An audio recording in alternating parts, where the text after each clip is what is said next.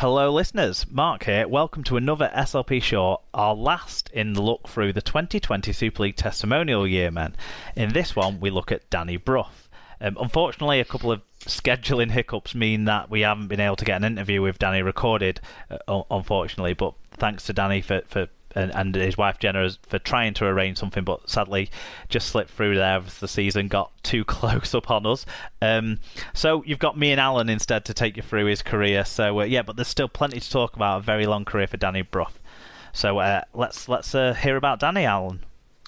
Yep, certainly a long career. So Dewsbury-born Brough started his senior career with his hometown team in 2002 after spending his junior days with the Thornhill Trojans.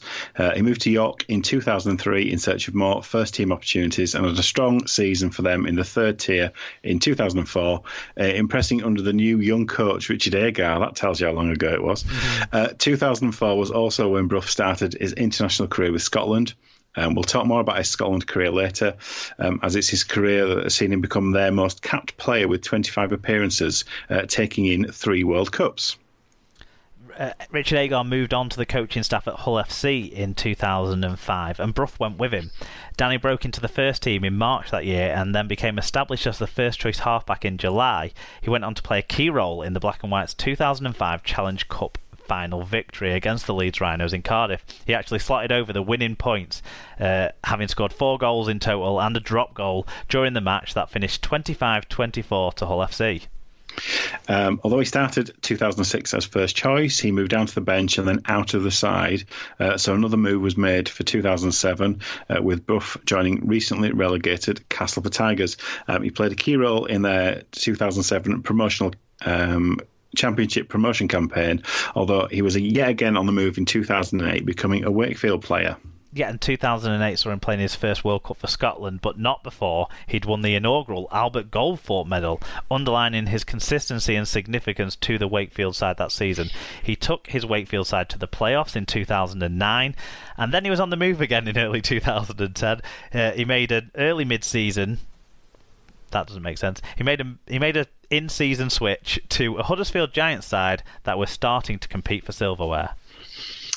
You'd say he's probably best known as a club player for that Huddersfield spell. That's certainly been his longest stay at one club. He played 246 times in the Claret and Gold, scoring 51 tries, 791 goals, and 25 often critical drop goals. He became captain at the Giants in 2012 and led them to their most successful season of recent times in 2013. He won his second Albert Goldthorpe medal, made the Super League Dream Team, and also won Man of Steel in 2013 as his Giants side won the League Leaders' Shield. Personally followed that up with another consistent season in 2014, winning his third Albert Goldthorpe medal. Of course, 2014 was also the year that the Super League pod started, and mostly as a Giant in those years, he's put up some impressive stats since then. Since we started, no player has had more try assists in Super League than Danny Brough. His 131 assists lead the way. He's clearly an influential player on the sides he's played in. You may say a dominant player with more attacking kicks than anyone else, so he takes control of that ball. 916 attacking kicks. He's got an accurate boot, second most goals scored in Super League since SLP began, and most by double the closest competitor in this field, the most 40-20s kicked in Super League since the start of 2014, with 32. No one else has more than 16.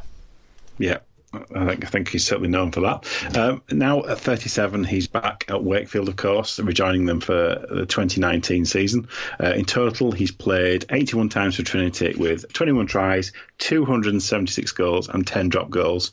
Internationally, Brough's failure to break through for England has always been a topic for discussion, with only making one England appearance against the Exiles in 2012, although obviously it would be better to focus on his Scotland career. Yeah, and someone similarly with a Scottish grandparent like Danny's got. I'm proud of his performances for Scotland. A record 25 caps, which could have been more, I suppose, without his quest to have played more top-tier internationals when he tried to play for England.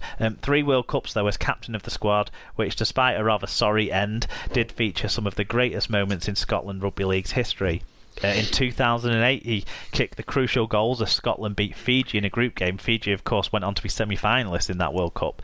In 2013, he guided Scotland out of their World Cup group with an unbeaten record, including a thrilling win in one of the games of the tournament, one of the games ever of the World Cup, I would suggest, over Tonga up in Cumbria. And he was named International Federation's 5/8 of the year in 2013 as well, after being shortlisted for the International Player of the Year. So great year in 2013.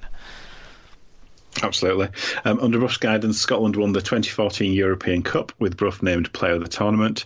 That earned the Bravehearts a place in the 2016 Four Nations and set up maybe Brough's most famous result for Scotland during that tournament, the 18-apiece draw with New Zealand, which saw the Scots match a Tier 1 nation for the first time.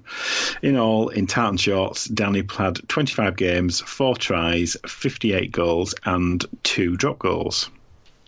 Then there's the other side of Brough's career that we have to mention, I suppose. His Scotland career finished with him sent home from the 2017 World Cup after an incident being too drunk to board a plane from New Zealand to Cairns. And in Super League, in recent years, on-field discipline has been an issue. 10 sin bins and a red card since the Super League pod began in 2014. Shows a fiery side of his character. It's those two sides to his character, isn't it, Alan? Yeah. The competitive and combative nature that maybe makes some of the fans of the teams he plays for appreciate him so much, but at the same time, maybe it drives on that creative element as well. They're always kind of a bit in conflict with each other, and that's always what you think about with Brough, isn't it? Doing something great, but being a bit too fiery about it. Yeah, it's a tricky one, isn't it? Because I think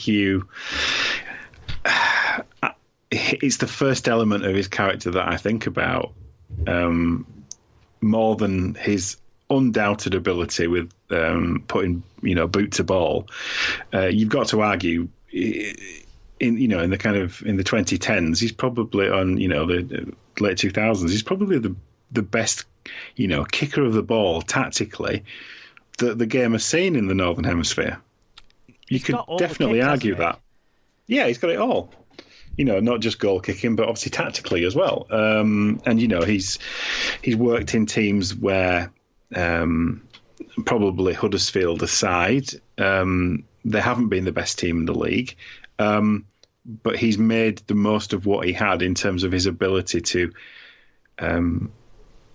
contribute tactically, and the kicking game is a massive part of that. So it's you want to think about that primarily when you talk about his ability on the pitch, but his temperament, he didn't seem to mellow as he's aged, has he? I wouldn't say. He's talked a bit this off-season about cutting out drink and changing his sort of off-field habits.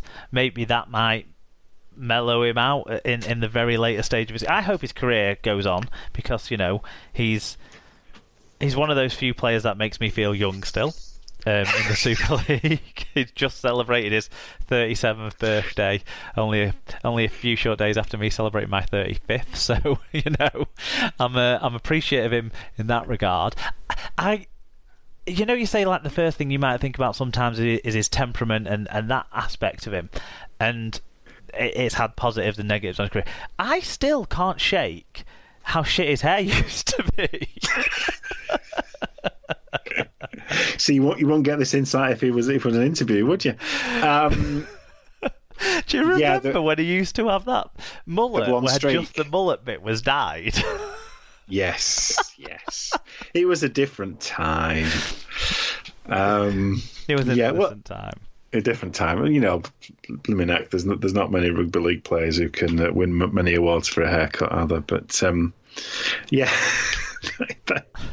he doesn't have a good as much as his record disciplinary isn't brilliant. His record at the hairdressers isn't great either. But I tell you what, though, remembering those haircuts over those years where he flitted between different sorts of highlights, they were in his one glorious summer and then patchier part of his career, up to then when he joined Huddersfield. His haircut calmed down and his performances became more consistent, But it just shows how many highlight moments he'll have had in those spells that we remember those haircuts, because you'll have remembered seeing him drop a goal that won a big game, or put a little kick through that his fullback or his winger latched onto.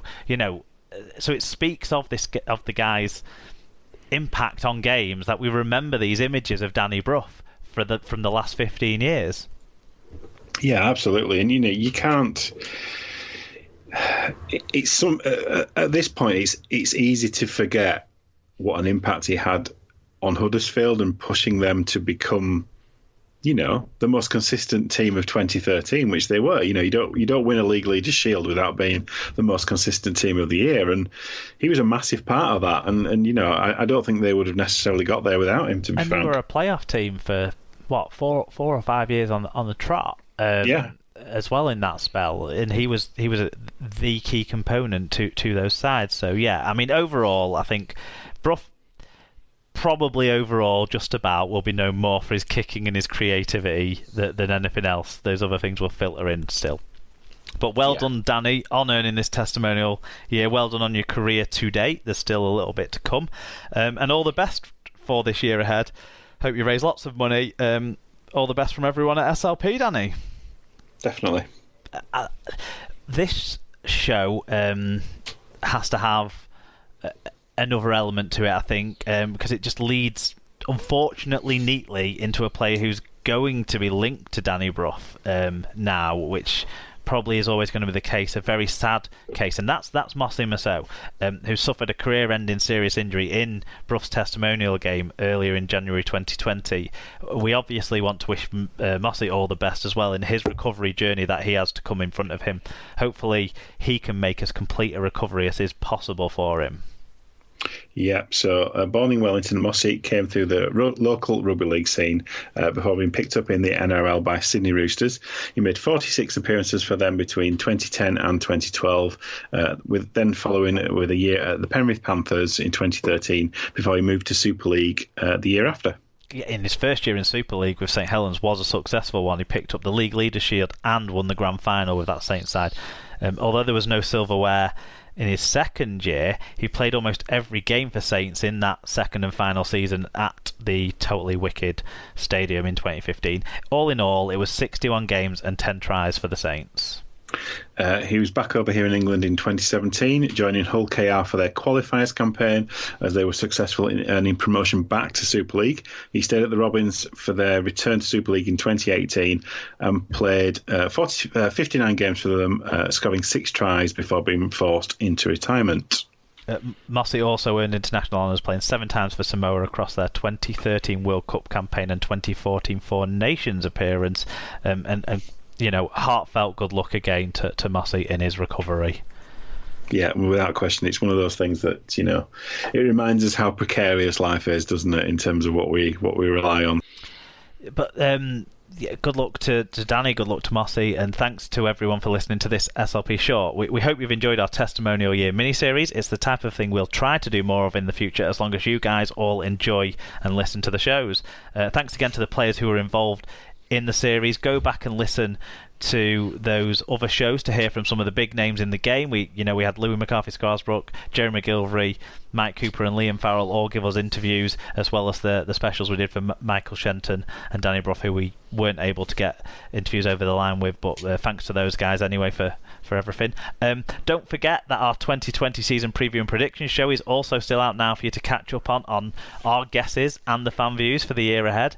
We're also back in the normal weekly grind now, of course, so look out for the regular late Monday, early Tuesday show release, and get your views in each week on the news and the match action. That's harder to say than it looks on paper. The match action. Until we're in your ears again, keep supporting and enjoying the greatest game of all, Rugby League.